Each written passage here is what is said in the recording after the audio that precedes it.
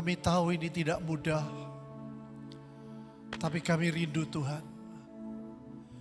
Hidup kami jadi penggenap, sehingga orang lain bisa melihat hidup, melihat berkat melalui hidup setiap kami, melihat pertolongan melalui keluarga-keluarga kami. Mampukan kami Tuhan, urapi kami, tenggelamkan kami dalam iman, pengharapan, dan kasih-Mu.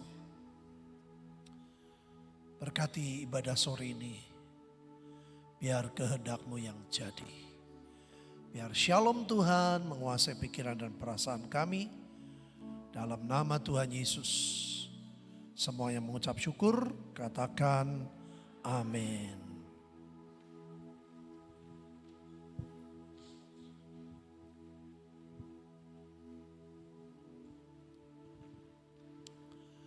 Shalom Ibu Bapak, Saudara yang dikasihi Tuhan. Hari ini kita akan belajar bersama. Saya beri tema Fact or Faith. Fakta atau iman. Artinya saudara diberi kesempatan oleh Tuhan ya, hidup dengan berdasarkan fakta, sehingga kita melangkah, kita menghitung sesuai dengan fakta. Atau saudara punya pilihan yang kedua, yaitu hidup dengan iman. Mengapa saya bedakan saudara? Karena seringkali fakta dan iman itu sangat berbeda. Ya. Bahkan kalau saya boleh simpulkan terlebih dulu, kalau saudara mau hidup dengan fakta, ya dengan panca indera kita. Ya. Itu yang membuat kita semua bisa mengambil keputusan dan lain sebagainya. Tetapi kalau saudara mau hidup dengan iman, dengan hitungan iman, itu membutuhkan manusia rohani yang dibangun. Membutuhkan hitungan yang berbeda. Sehingga langkah-langkah kita seringkali saudara berbeda, bahkan bertentangan dengan apa yang kita lihat. Saya suka sekali dengan satu ayat sederhana yang ditulis oleh Paulus. Next. Dalam 2 Korintus 5 ayat 7. Paulus berkata, sebab hidup kami adalah hidup karena percaya, bukan karena melihat.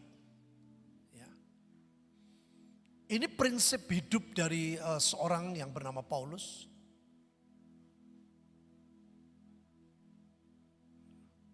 Dia berkata bahwa hidup kami karena percaya. Artinya apapun yang Tuhan tuntun dalam hidupnya, apapun yang Tuhan bahkan izinkan terjadi, dia sangat percaya bahwa endingnya adalah ajaib.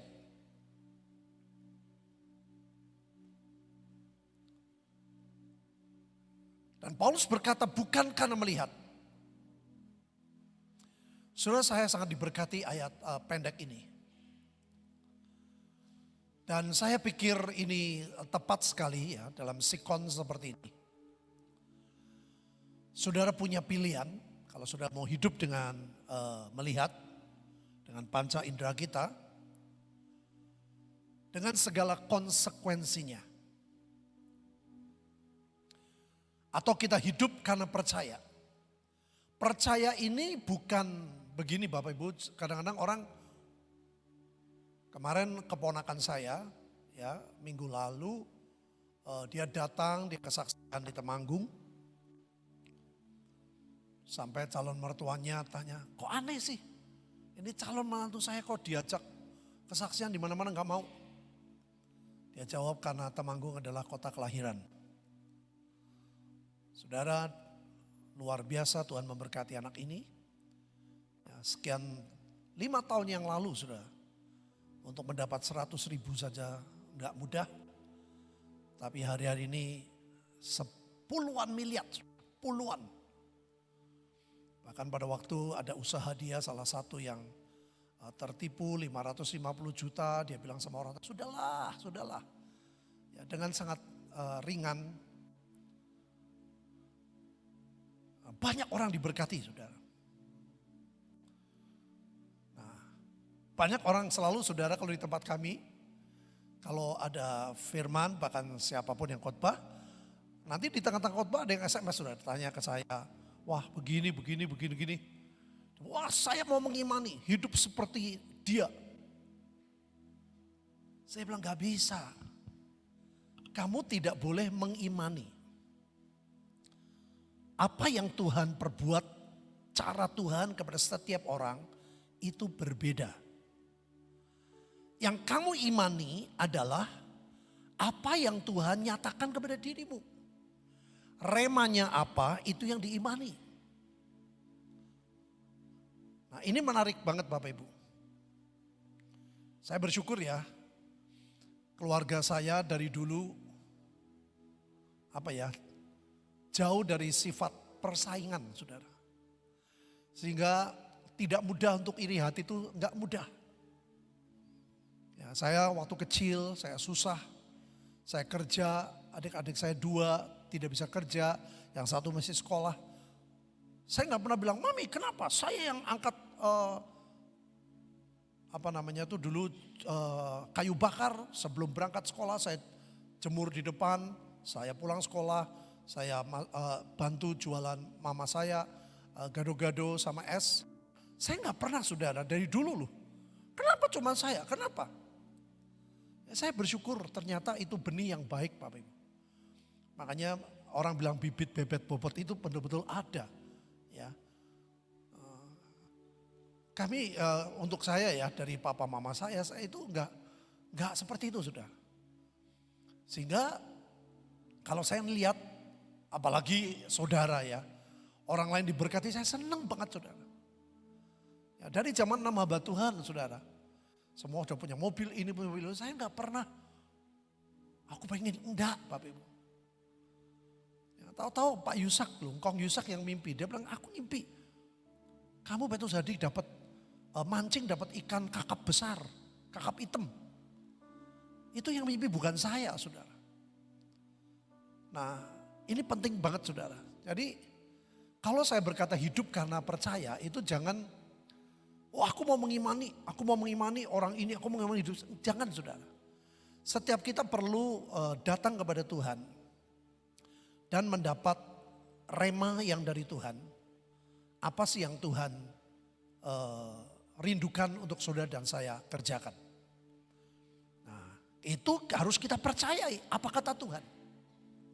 Walaupun seringkali yang saudara lihat tidak seperti yang kita percayai. Nah saya akan beri beberapa contoh, next. Ini tentang Elia dan bujang. Ya. Kemudian berkatalah Elia kepada Ahab, pergilah, makanlah dan minumlah, sudah sering dengar ayat ini. Sebab bunyi derau hujan sudah kedengaran.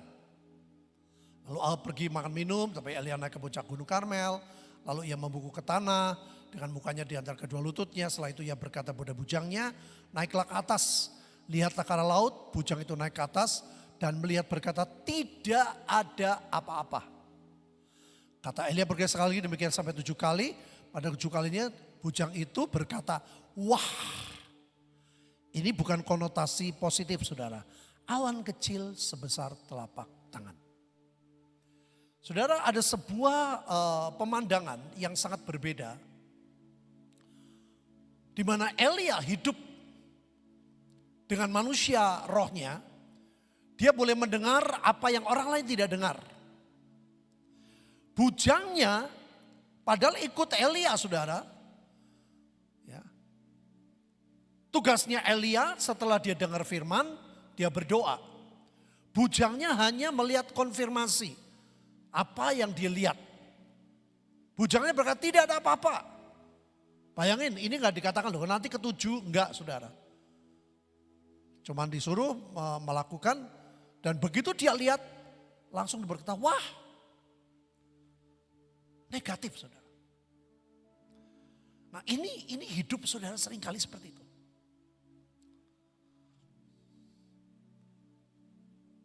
Elia berkata, aku dengar derau suara hujan itu bisa membingungkan. Kenapa? Karena yang dengar cuman Elia. Ahab tidak dengar, bujangnya enggak dengar. Itulah iman, saudara. Faktanya berbeda jauh. Faktanya 6 kali loh saudara, bujangnya.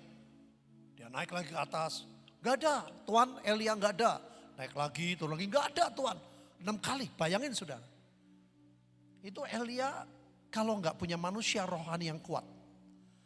Kalau dia gak punya kedekatan dengan Tuhan. Ya. Saya selalu bilang sama anak-anak saya saudara. Dari saya bertobat, Tuhan bilang baca Alkitab. Itu saya belum kenal Pak Yusak. Saya beli Alkitab waktu itu, saya mesti di gereja yang lama, yang tebel. Saya baca tiap hari sudah. Sampai hari ini. Dari tahun 79. Zaman saya susah dulu pelayanan, Tegal, ke Cirebon, kemana saya naik pakai bis umum. Ke Bandung, ke Jakarta naik bis. Malam-malam saya pakai saya sampai beli baterai, sudah dulu baterainya gede. Saya baca Alkitab. Saya bersyukur mungkin pernah bolong 1-2 kali. Tapi dari 79. 42 tahun yang lalu sampai hari ini. Sakit, saya tetap baca Alkitab. Gak enak, saya tetap baca Alkitab. Makanya saya bilang sama anak saya, Papa gak nuntut kamu mesti ini, mesti itu. Tapi kamu mesti punya hubungan pribadi dengan Tuhan. Kamu mesti punya saat teduh yang baik. Kamu mesti punya kesempatan untuk membangun manusia rohmu. Sebab apa Bapak Ibu nanti saya saksikan. Itu saya alami. Ya. Apa yang kita alami kalau kita lihat dengan mata jasmani itu membuat kita bisa stres. Membuat kita tidak punya harapan seperti bujang Elia. Mana? Hanya setapak awan. Padahal yang Elia dengar derau hujan. Itu bertentangan Bapak Ibu. Kalau kan derau hujan itu berarti tanda-tanda hujan gede itu sudah di depan mata. Tapi bujangnya berkata, aku lihat cuman setapak awan kecil sekali. Dan dia hanya berkata, wah. Ya ini. Maka dari itulah perbedaan hidup. Antara fakta dan iman. Next.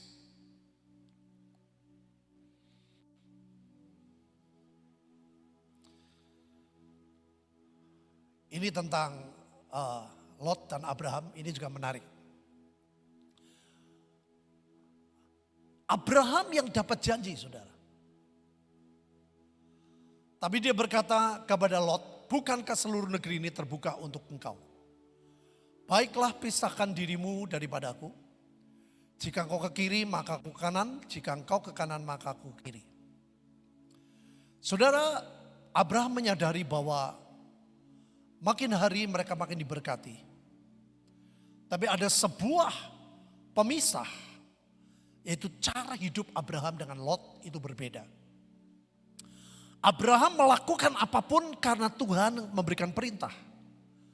Dia mengimani, waktu Tuhan berkata kau pergi yang ke negeri yang akan kutunjukkan.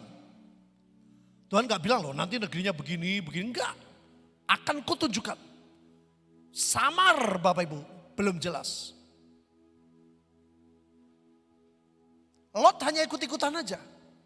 Nah ini penting saudara, hidup jangan ikut-ikutan. Makanya saya bilang tadi, saya mau mengimani. Saya bilang salah. Kamu harus pribadi. Saudara, saya ngajar kepada jemaat. Jangan kejar hamba Tuhan. Nomor satu dari Tuhan, kalau minta konfirmasi boleh ke hamba Tuhan. Jangan apapun, wah hamba Tuhan. Saudara bisa kecewa. Kenapa? Saya ingat banget Pak Yusak dulu saudara di Temanggung. Begitu banyak orang menunggu saudara, pengen didoain. Dia keluar, dia bilang, tadi aku doa. Aku enggak doain kalian, kamu masing-masing doa tanya Tuhan. Waduh saudara, itu sekian lama. Aku bilang, kasihan banget ini. Saya desak, saya bilang, Om, kenapa sih begitu? Hamba Tuhan kok, saya ngomong terus sama saudara, kok sombong sih? Kasihan dong mereka nunggu lama. Dia bilang apa saudara, menarik sekali. Dia bilang manusia itu terdiri dari air. Seperti air, sebagian besar manusia itu mayoritas air. Tuhan itu seperti matahari, dan pada waktu Tuhan menyinari air itu membias, saudara. Seperti pelangi. Tuhan bisa ngomongnya merah, tapi kamu bisa ngomongnya ungu. Bisa salah. Maka Alkitab berkata nubuat tidak sempurna. Saya bilang, wih ini bagus banget. Dia bilang itu kalau airnya bersih loh. Kalau airnya kotor, kotor itu maksudnya apa? Lagi banyak masalah, atau lagi condong kemana, apalagi hidupnya lagi gak pas di hadapan Tuhan. Sinarnya belum membiasnya bisa gak karuan. Saya ketemu mereka, saya jelasin. Saya bilang masing-masing tanya Tuhan. Amin Bapak Ibu. Kalau saya ingat Pak Yusak dulu tuh. Kalau orang sudah mulai berkerumun mendekati dia, dia paling takut mencuri kemuliaan Tuhan. Beliau paling takut kalau dia menggeser posisi Tuhan. Maka hari-hari ini saudara, semua doa, semuanya waktu saat teduh. Imani apa yang Tuhan katakan kepada saudara. Abraham begitu percaya, walaupun negaranya belum tahu, kotanya gak tahu, tapi dia pergi. Dan berjalannya waktu saudara. Alkitab berkata ya, kalau lihat sudah di Alkitab, terjadi perkelahian antara hamba-hamba Abraham dan hamba-hamba Lot. Kenapa? Karena yang diajarkan Abraham kepada anak buahnya dengan Lot kepada anak buahnya berbeda. Gaya hidupnya berbeda, pandangannya berbeda. Saudara bisa lihat. Lalu Lot melayangkan pandangnya. Dan dilihatnya, panca indera, bahwa seluruh lembah Yordan, apa Bapak Ibu? Banyak airnya. Seperti taman Tuhan. Seperti tanah Mesir. Sampai ke Zoar, hal itu terjadi sebelum Tuhan memusnahkan Sodom dan Gomora. Lot melihat ini adalah masa depan yang luar biasa. Seperti, padahal tidak loh ya, sama. Seperti, mirip itu belum tentu sama Bapak Ibu. Dulu kalau ada telepon dulu sebelum zaman handphone. Kalau telepon ke rumah, suara saya sama anak saya yang gede mirip banget saudara. Kalau yang terima dia, Pak Hadiah, Pak Petrus Hadiah. Kau Pet ya. Anak saya bilang, orang itu gimana sih Pak? Ketemu aku kok dipanggil Pak Petrus. Saya bilang, loh Vin suaramu sama Papa mirip. Tapi tidak sama. Mirip itu enggak sama Bapak Ibu. Hari-hari ini ada banyak yang mirip Tuhan. Hari-hari ini ada yang banyak seperti taman Tuhan. Hati-hati. Seperti jalan Tuhan. Seperti sesuatu yang dari Tuhan. Belum tentu. Next. Pengintai juga sama. Mereka menceritakan kepadanya, kami sudah masuk ke negeri kemana kau suruh kami. Dan memang negeri itu berlimpah-limpah susu dan madunya. Dan inilah hasilnya. Hanya bangsa yang diam di negeri itu kuat-kuat dan kota-kotanya berkubu dan sangat besar. Juga keturunan Enak telah kami lihat di sana. Orang Amalek diam di negeri di tanah Negeb. Orang Het, orang Yebus, orang Amori diam di pegunungan. Orang Kanaan diam di sepanjang laut dan sepanjang tepi sungai Yordan.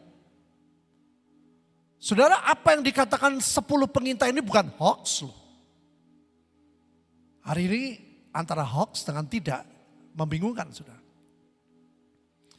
Ini yang dikatakan oleh 10 pengintai itu bukan hoax. Itu adalah apa? Apa? Fakta. Jadi bukan hoax, itu fakta.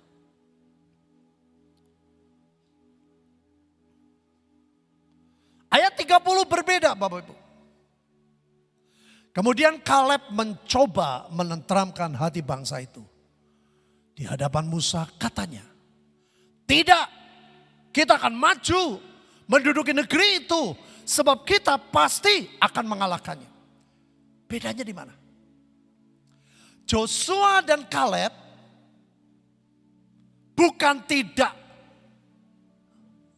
mengatakan fakta. Dia tahu itu yang dikatakan 10 pengintai itu fakta, betul. Tapi Joshua dan Kaleb lebih mengimani, lebih percaya apa kata apa? Tuhan. Mereka punya faith.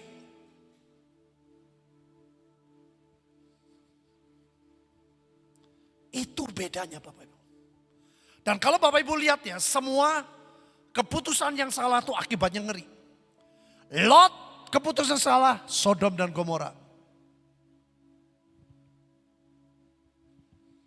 10 pengintai keputusan yang salah, mati semua. Jadi hidup kita mesti hati-hati. Ini tahun mulut dari apa yang kita katakan, yang kita pikirkan, yang kita putuskan. Gak mudah Bapak Ibu.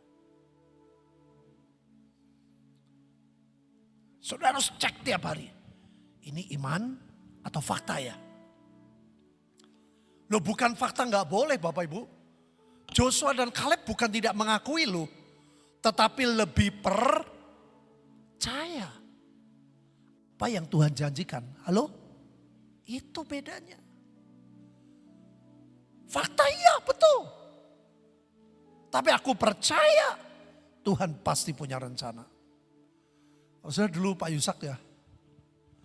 Itu saya sungguh saudara, saya berubah paling banyak melalui beliau. Saya nggak mendewakan tapi saya akui. Saudara saya ngaku, saya jujur saya dulu sangat lemah dalam masalah perempuan. Sampai saya pun nggak layak lah saya bilang, saya nggak mau jadi penginjil. Tapi beliau ini orang yang berbeda.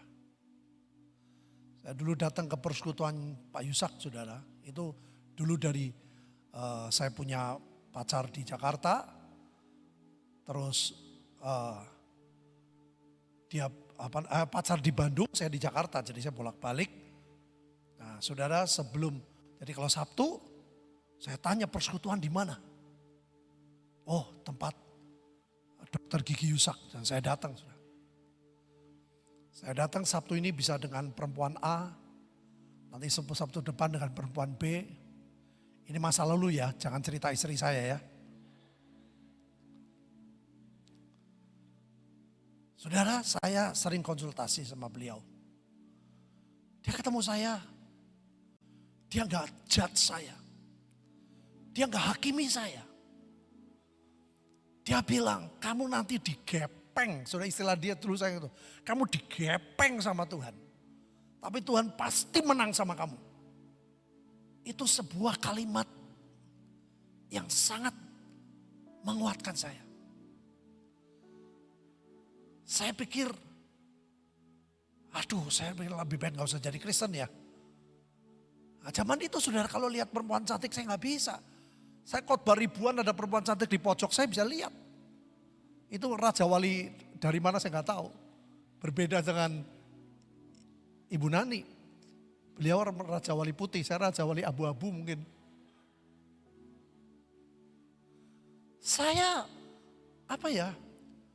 lihat fakta hidup saya rasanya aduh gak pengen saudara.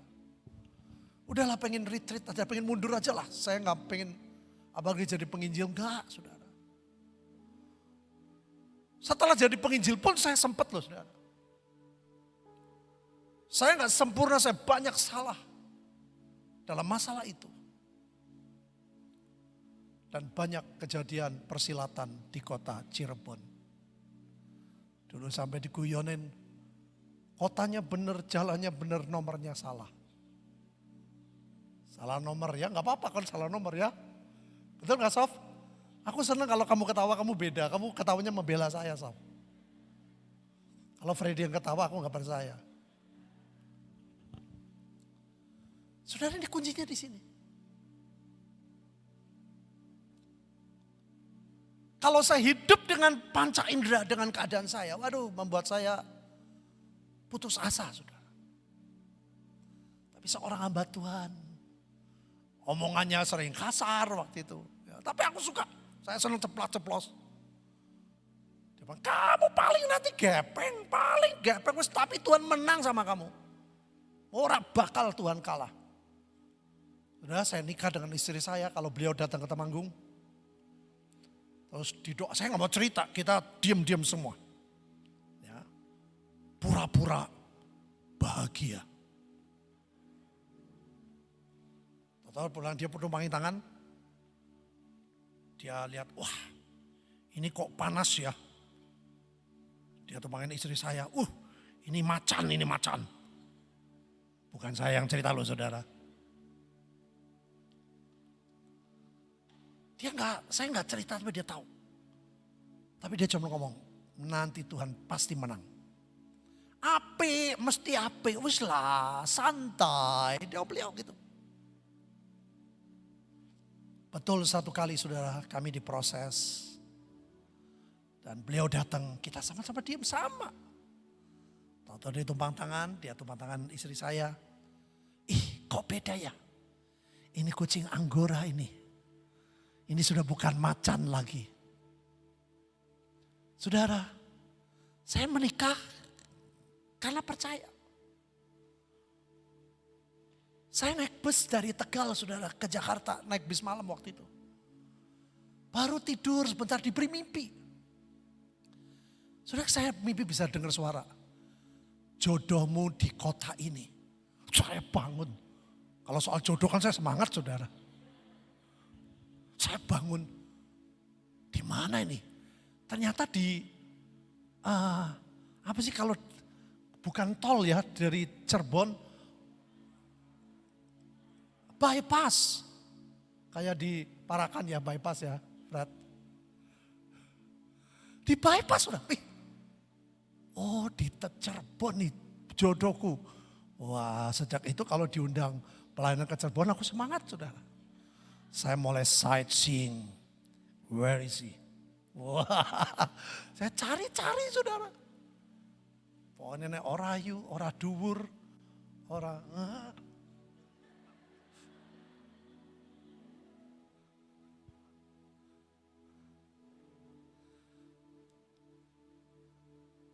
Tuhan tahu kelemahan saya. Tapi Tuhan mengerti. Makanya beliau selalu berkata sikap hati. Saya pengen nurut saudara. Tapi daging saya lemah.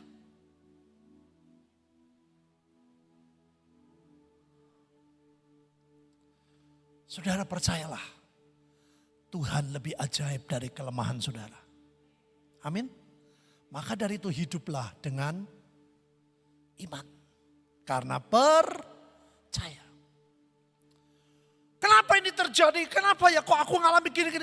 Percayalah. Hari ini kamu tidak mengerti.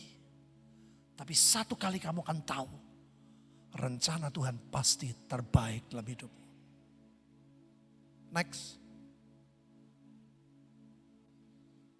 Ini menarik Bapak Ibu, tentang Simei.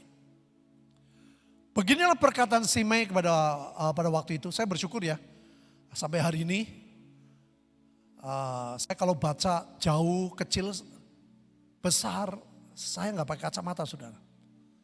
Saya plusnya masih plus 1, padahal 60 lebih. Ya, saya bisa jelas. Begini perkataan Simei pada waktu ia mengutuk. Anyahlah engkau penumpah darah orang Dursila. Tuhan telah membalas kepadamu segala darah keluarga Saul yang kau gantikan menjadi raja. Tuhan telah menyerahkan kedudukan raja kepada anakmu Absalom. Sesungguhnya engkau sekarang dirundung malang karena engkau seorang penumpah darah. Saudara, apa yang dikatakan Simei semua bukan hoax, fakta. Maka Daud tidak berani membela diri. Pada waktu Anda bunuh dia ya, habis Daud. Jangan. Siapa tahu Tuhan yang menyuruh dia mengatakan. Kenapa? Karena itu fakta. Daud Dursila, betul. Dia rebut istri orang. Penumpah darah, betul. Dia bunuh suaminya. Jadi apa yang dikatakan Simei itu fakta. Makanya hati-hati saudara.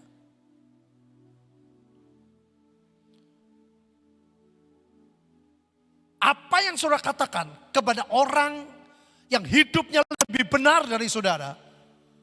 Walaupun itu fakta, tapi Tuhan nilai seperti rapot. Daud punya kelemahan di sebuah mata pelajaran. Tapi lainnya dia A+. Saudara, ini loh penghitungan Tuhan dengan kita berbeda. Itu Pak Ishak dulu ngajarin saya. Dia lemah di perempuan. Dia lemah, dia sampai bunuh suami orang. Dan Daud menyadari, dia berkata, ya memang barangkali Tuhan yang nyuruh itu ngomong sama saya. Tapi saudara, ternyata Tuhan lihat hidup Daud jauh lebih baik daripada Simei. Maka hari ini saudara hati-hati. Jangan mudah follow. Ya. Oh, orang ngomongin ini, oh lagi gosip ini, saudara, gak perlu. Pada waktu Petrus tanya, gimana nih masa depannya Yohanes? Tuhan jawab apa? Itu bukan urusanmu. It's not your business. What's that to you? Kata Tuhan. Jangan urus banyak orang Bapak Ibu. Lebih baik kita introspeksi.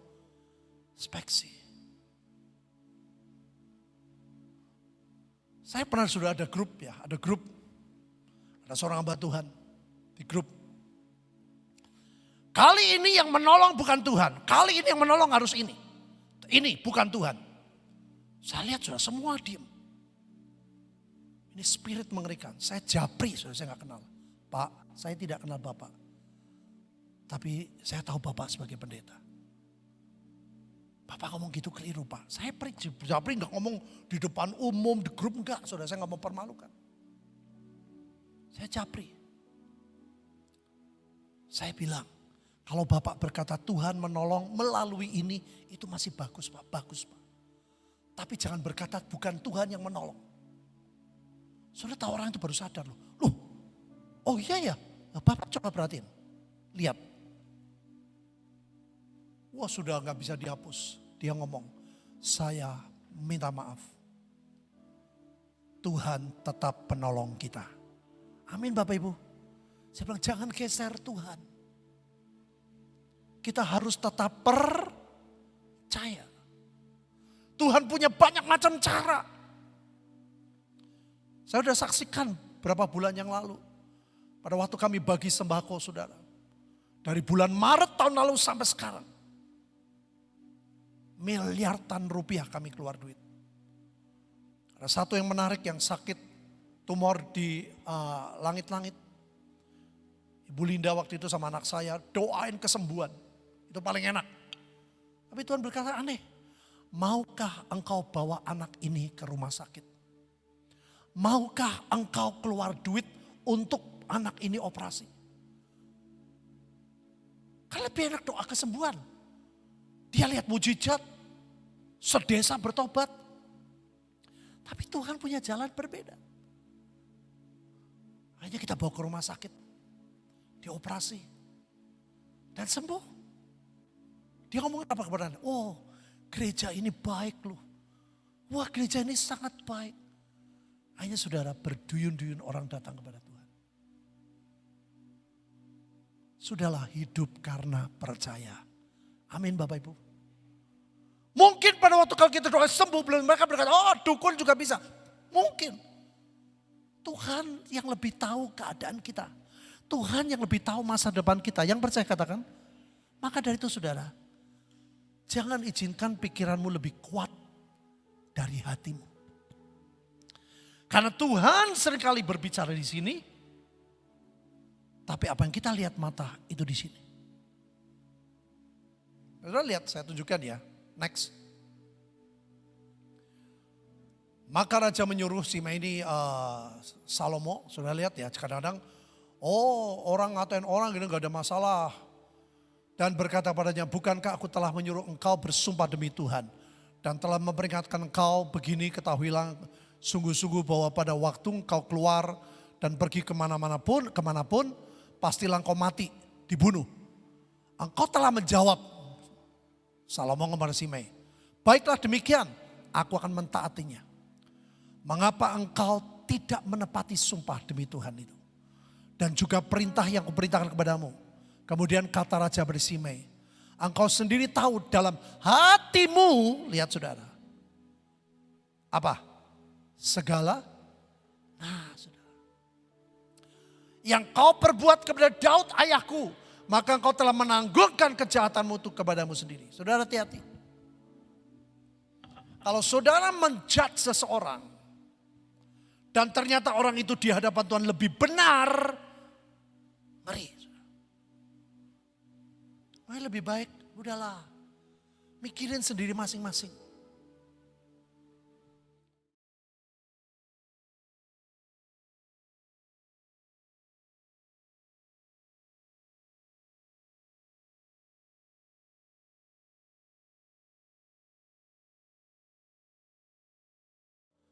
Pak Yusak selalu ngajar begitu.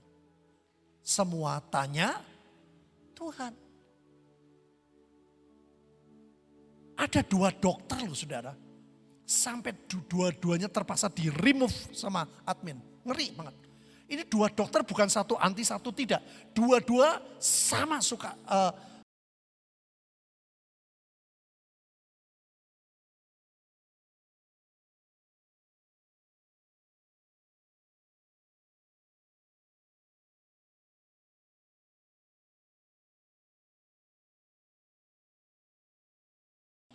Saudara hanya ribut besar. Nah, kamu sih sekolahnya di Pajajaran seperti jaran. Kata, dokter sampai kamu gitu. Yang satu ngomong, wah kamu jangan-jangan di Amerika bohongan tuh lulus apa? Nyuap. Saudara itu orang berpendidikan loh, educated banget. Sampai ribut, sampai di remove, sampai hari ini tidak masuk. Itu spirit mengerikan. Dalam masa seperti ini, spirit pemecah belah itu sangat nyata. Maka jangan tertipu dengan apa yang kau lihat dengan fakta, dengan makta. Masing-masing bertanggung jawab dengan Tuhan. Amin Bapak Ibu. Saya bilang jemaat seperti itu. Dan saya bersyukur shalom itu turun. Biarin. Ngeri banget saudara. Kita lihat akhir hidupnya. Saya dengar keponakan saya kemarin cerita. Dia mimpi, dia lihat Nissan, dia mati tanggal 30 September. Dia masuk rumah sakit 29 September, hampir mati betul-betul. Tuhan pakai Bu Nani, telepon ke papanya suruh ditengking. Saya bilang papanya, kamu diberkati banyak sama Pak Yusak, bagus. Tapi jangan telat. Jangan telat, jangan buru-buru, itu harus tepat. Kalau kamu tidak usir waktu itu, lewat loh. Hampir mati, kenapa? Dia benci sama saya. Benci sama keluarga saya. Oh waktu itu sulit banget saudara, saya didesak oleh semua pengurus yang namanya ini. Wah Pak Petrus ini kalau sama keluarga itu membedakan. Waktu itu mereka sebulan bisa 20 hari ke Jakarta karena menolong keluarganya gini-gini. Waduh saudara, itu masa yang sulit buat saya. Saya mengambil keputusan mau tidak mau yang melukai. Tapi mereka tahu ternyata dengan Tuhan izinkan seperti itu, Tuhan angkat tinggi hidup mereka. Amin Bapak Ibu. Saya kalau tidak mengalami papa mama saya cerai, saya gak bersih seperti sekarang Bapak Ibu. Saya gak bisa cerita, saya bisa ngomong, ayo ngampuni. Saudara, orang tuh khotbah bisa dilihat tuh. Orang ini khotbah teori atau mengalami itu beda. Kalau saya nggak ngalami, saya nggak banyak orang tertolong, saudara. Nanti saya ceritakan. Next. Jadi ucap syukur aja. Ini menarik juga, saudara. Ya, Tuhan Yesus ngomong kepada murid-muridnya, bukankah kamu mengatakan 4 bulan lagi tibalah musim penuai. Tetapi aku berkata kepadamu, lihatlah sekelilingmu. Dan pandanglah ladang-ladang yang sudah menguning dan matang untuk dituai.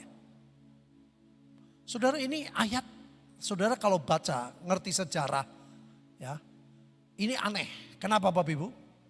Tuhan berkata, sekarang kamu lihat ladang sudah matang. Padahal apa? Belum Bapak Ibu. Faktanya, yang fakta, itu musim menuainya kapan? Faktanya 4 bulan lagi. Tapi Tuhan berkata, kapan? Sekarang. Kalau saudara berkata, mana ada tuh roh percepatan. Ini firmannya. Dasar percepatan di sini. Faktanya 4 bulan lagi baru bisa dituai. Faktanya 4 bulan lagi baru musim menuai. Tapi Tuhan ngomong kapan? Sekarang. Bukankah kamu mengatakan 4 bulan lagi? Tibalah musim menuai. Itu betul fakta. Tetapi aku berkata, lihatlah ke sekeliling. Loh saudara, kalau murid-murid lihat sekeliling, mana Tuhan? Belum kok, belum waktunya. Betul gak? Inilah saudara percepatan. Saudara, Yesaya 60 itu overlapping. Antara sesuatu dari Tuhan dan dari setan. Kegelapan menutupi bumi, kekelaman menutupi bangsa-bangsa.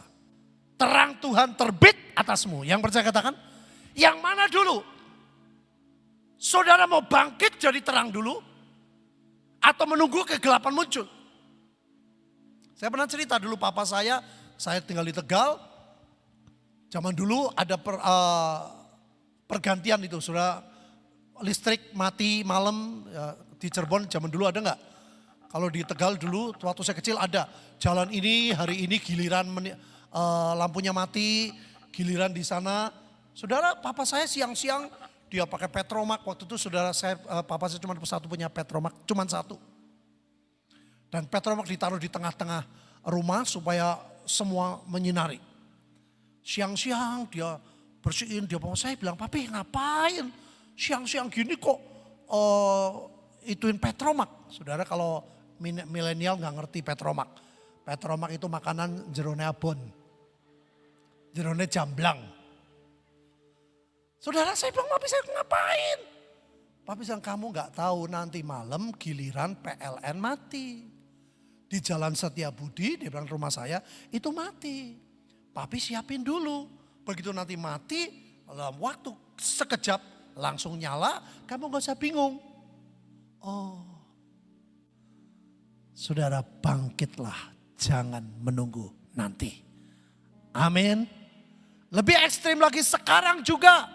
Penuai telah menerima upahnya Dan ia membuka buah hidup kekal. Sehingga penabur dan penuai sama bersuka cita. Ini aneh lagi. Sekarang juga lebih ekstrim. Penuai bukan akan loh. Dikatakan apa? Telah. Bayangin Bapak Ibu. Musim menuai masih 4 bulan. Kenapa? Karena Tuhan ngomong secara rohani. Dia bicara tentang jiwa-jiwa. Murid-murid menangkapnya secara fakta, jasmani. Gak ketemu. Makanya seringkali kita salah paham dengan Tuhan. Mengapa Tuhan izinkan terjadi? Mengapa? Tadi malam saya telepon seorang anak Tuhan. Ya sudah sekian lama telepon-teleponan terus. Mamanya sakit. Aduh saya juga sedih. Sakit berat. Dia datang dari Australia. Saya sudah berjuang, saudara. Saya berjuang mencari jalan sudah lama. Dulu tinggal di rumah saya tiap Sabtu. Minggu malam dia balik ke Jogja. Saya bilang, aku tahu kamu sedih. Gak usah kamu, saya aja sedih. Saya telepon-teleponan sama mamimu.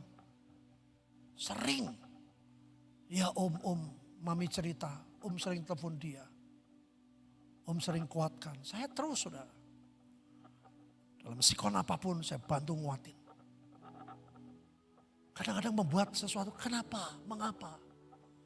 Padahal hari ini harusnya dibersihkan otaknya. Tahu-tahu tekanan darah tinggi, tahu-tahu pecah.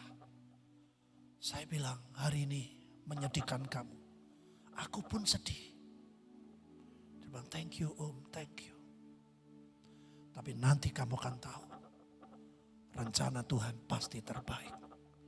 Amin Bapak Ibu. Next.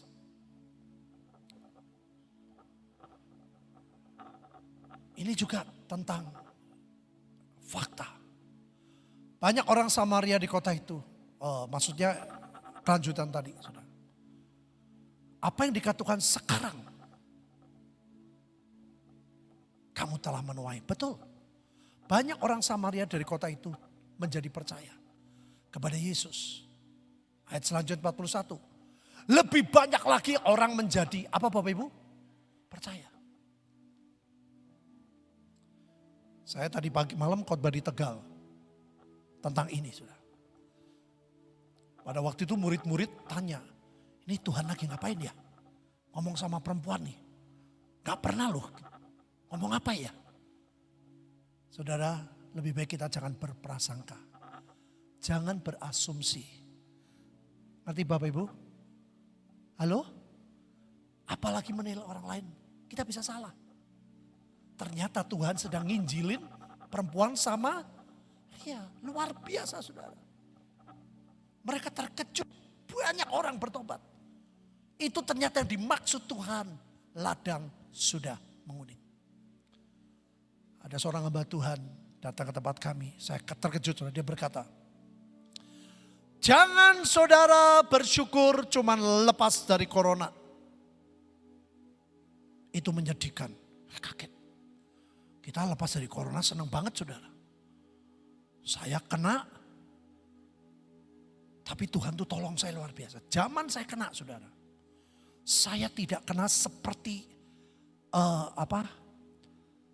tanda-tanda orang lain kena. Tidak ada satupun. Karena saya sakitnya mahnya luar biasa. Dia bilang, dia kasih saudara tahu kolon apa tuh namanya? Orang zaman dulu tuh, orang bilang kolonnya apa tuh ya, kayak parfum gitu ya. Sama dokter diginin. Bau apa? Saya bilang, oh itu kolon itu tuh ya zaman kuno. Oh betul. Saya bilang dokter, saya ngentut saja saya bisa bau entut saya tahu kok. Saya nggak kehilangan rasa saudara.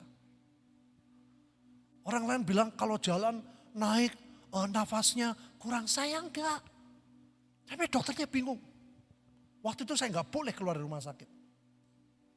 Harus periksa darah jam 11:30 sama 5:30 sore. 2 kali 11:30 diambil darah. Waktu itu saudara kalau di bukan antigen, PCR apa itu 1 minggu jadinya. Saya bilang nggak mau. Oke, ini darahnya diaduk apa-apa di lab diputer. Saya bilang oke. Saya diambil kiri jam setengah 12, jam 3 negatif. Dokternya gak percaya, setengah 6 saya diambil lagi sudah. Setengah 6 sore diambil. Jam 8 negatif. Dan saya bisa keluar. Tidak pernah satu kali pun saya punya tanda positif. Saudara, orang geger waktu kan semua orang, wah kalau orang bilang COVID, wah itu sesuatu yang mengerikan. Sekarang agak berbeda saudara ya. Saya percayalah, saudara jangan takut Delta dan sebagainya, kita punya Alpha dan Omega. Ya, saya nggak ngajak ngawur, kemana-mana saya super prokes. Saya nggak mau ngawur. Di gereja kami super prokes, 30 exhaust nyala, pintu semua saya buka, AC nyala, boros. Tapi sirkulasi udara bagus banget. Makanya kemarin waktu PPKM, semua suruh tutup, lurahnya bilang, gereja Bapak gak usah tutup. Loh kenapa? Karena super prokes. Oh puji Tuhan, jadi tetap ada berkat yang ajaib. Amin Bapak Ibu. Nah, apa yang terjadi saudara? Pada waktu saya melihat anak ini, dia kelihatan sedih, sangat saya tahu persis. Saya bilang, nanti kamu akan tahu. Saya tertarik dengan kalimat terakhir, dialah benar-benar juru selamat dunia. Saudara, ujungnya adalah hidup kita harus jadi berkat dengan ajaib. Yang percaya katakan, saudara saya mau cerita ya. Tadi saya bersyukur, saya lupa, saya mau melanjutkan dikit. Geger, wah sakit-sakit. Ada orang tua saudara, umur 90 lebih. Itu sangat dituakan di Temanggung. Dia telepon ke rumah sakit. Rumah sakit, tolong datanya. Itu anak angkat saya. Oh negatif. Wah dia marahin orang. Oh ini negatif loh, ini Pak Petrus jadi negatif loh. Kamu jangan ngawur ya. Saya dengar sini, saya baca dokter bilang. Jadi saudara, Tuhan membela kita dengan cara Tuhan. Ngerti Bapak Ibu? Padahal saya kena. Makanya kalau saya bilang tidak kena, saya nggak salah. Kenapa? Tidak ada tanda bukti hitam di atas putih bahwa saya kena. Nangkap Bapak Ibu? Tuhan tuh punya banyak cara. Yang percaya katakan. Jadi saya, kalau saya kena, itu gereja ditutup saudara. Tapi karena darah tidak, tanda-tanda tidak. Membuat Tuhan tuh ajaib. Saya bilang, Tuhan kau luar biasa. Nah saudara, sekian bulan waktu itu saudara, saya lagi masa susah. Saya bilang, Tuhan harus bagaimana. Saya bilang, aku kalau boleh bermimpi, saya mimpi. Saya tuh anugerah saudara, kadang-kadang kalau diberi mimpi bisa jelas, suara jelas. Kalau lihat ada coraknya, saya bisa lihat dengan jelas. Saya tiap malam sampai urapi sudah, Tuhan saya beri mimpi, saya harus ngapain. Pokoknya apa kata Tuhan tak jalani, saya gak mau peduli kata orang. Gak mimpi-mimpi saudara. Itu salah saya. Memaksa Tuhan berbicara dengan cara saya. Saudara, saya bilang Tuhan, sudahlah Tuhan. Terserahlah Tuhan, yang penting hidupku milikmu. Nah sikap hati saudara. Tolong tuntun, paksakan kehendakmu yang jadi. Saudara, ada seorang ibu pendeta, 18 tahun tidak pernah ketemu saya. Bukan 1 tahun ya, bukan 2 tahun, 18 tahun. Malam itu dia telepon. Dia jauh lebih tua. Petrus, saya cari nomor handphonemu. Ada apa tante? Dia tanya sesuatu. Oh ya. Oke, kalau kamu pandangannya begitu, saya suruh. Ada ini satu dokter. Umur hampir sama ya, 80. 78, 80 saya tahu, nggak tahu persisnya. Dia punya anak di Jerman. Dia ambil soal vaksin, dia ambil soal virus. Sampai nggak boleh balik ke Indonesia saking pinternya. Dan dia jelasin saya lebih tertariknya masalah kesehatan saudara. Istri saya apoteker, tapi kalah pintar sama saya. Tanyain dia. Obat-obatan ini saya ngerti, saudara. Saya sangat tertarik bukan kepada yang lain, tapi masalah kesehatan. Setelah dia jelasin gitu. Nah yang menarik saudara, ini dokter ini saudara, dia bilang anak saya di Jerman gini-gini. Yang paling menarik apa saudara? Dia cerita semua, ada yang paling menarik yang saya tidak duga. Dia bilang, Pak Petrus, kamu ingat gak dulu sering khotbah di PD ini di Jakarta? Oh iya, ya tante. Pada waktu kamu kesaksian, kamu mengampuni papa mamamu. Saudara ini aneh loh, dia dengan adiknya, dua-dua dokter perempuan, hampir cerai dengan suaminya, dua-duanya, aneh gak? Dia bilang, kamu ingat Pak Petrus? Saya bilang, maaf tante saya gak ingat. Gak ingat ibu, tante ini siapa saya lupa. Dia bilang, saya ngefans berat loh sama khotbahmu.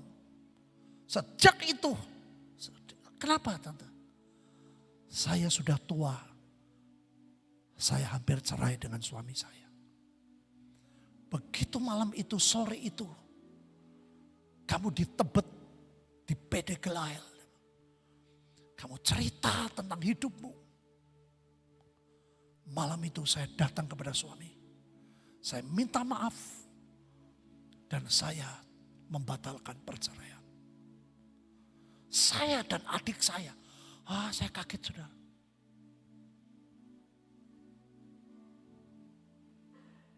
Dan dia bilang, aku cari di mana Petrus. Saya tahunya kamu dari Tegal, Petrus Tegal. Saya cari-cari di YouTube Petrus Tegal kok nggak ada. Saya bilang tante, fam saya bukan Tegal. Saudara saya nggak pernah berpikir. Dulu saya kalau saksi tentang papa mama saya dulu nggak mau saudara.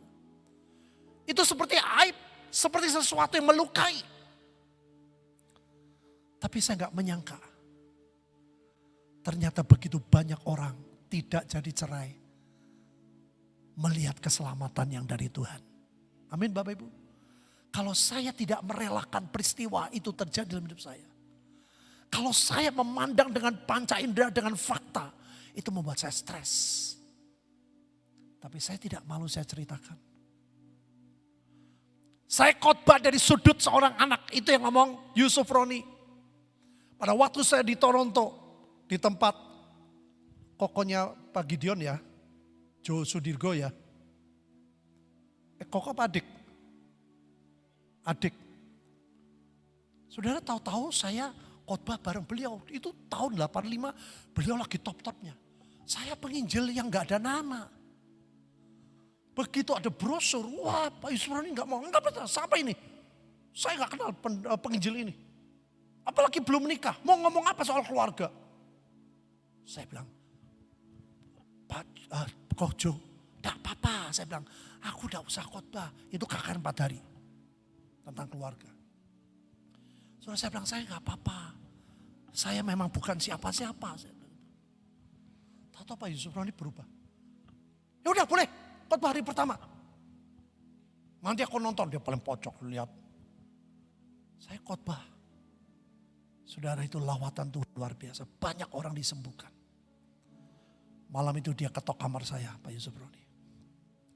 Dia bilang, Petrus saya minta maaf. Kenapa Pak? Saya salah. Saya hari ini baru dengar khotbah keluarga dari sudut seorang anak. Ngerti Bapak Ibu? Saya bilang saya menderita. Ada banyak orang berkata cerai. Itu yang paling berat buat anak. Yang paling berat adalah anak. Saudara. Saya dulu bilang lebih baik papaku mati. Daripada cerai dia. Saya lihat dia dengan perempuan lain. Adik saya yang kecil, silis, aduh. Itu sakitnya luar biasa, tapi Tuhan pepet dia saudara.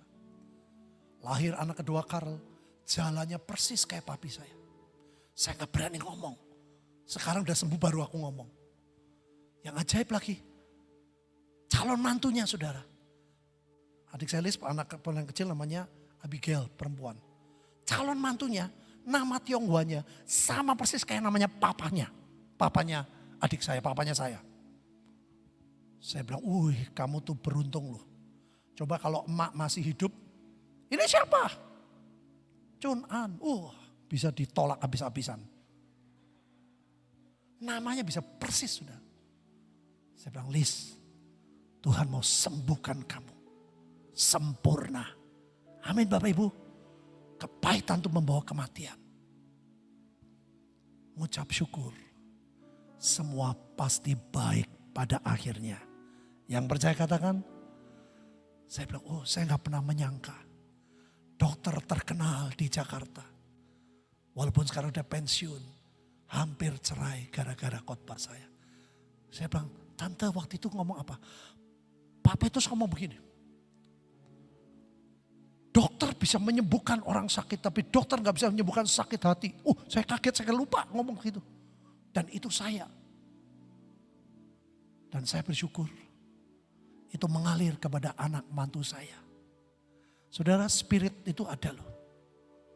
Impartasi itu mengerikan. Dia bilang, anak mantu saya semua harmonis. Karena khotbahmu Pak Petrus. Saya bilang, bukan saya tante. Itu karena Tuhan. Untung saya bisa menerima keadaan saya. Saya percaya masa depan kita ajaib. Dulu saya belum jadi penginjil, saya pengen keluar negeri gak bisa Bapak Ibu. Sekarang saya hitung. Tahun 99 saja saya sudah pergi ke 40 negara. Ditambah dengan Patra sekarang tambah 20. Jadi 60 negara lebih saya pergi untuk memberitakan Injil. Dan banyak orang diberkati melalui hidup setiap kita. Yang percaya, mari kita bangkit berdiri.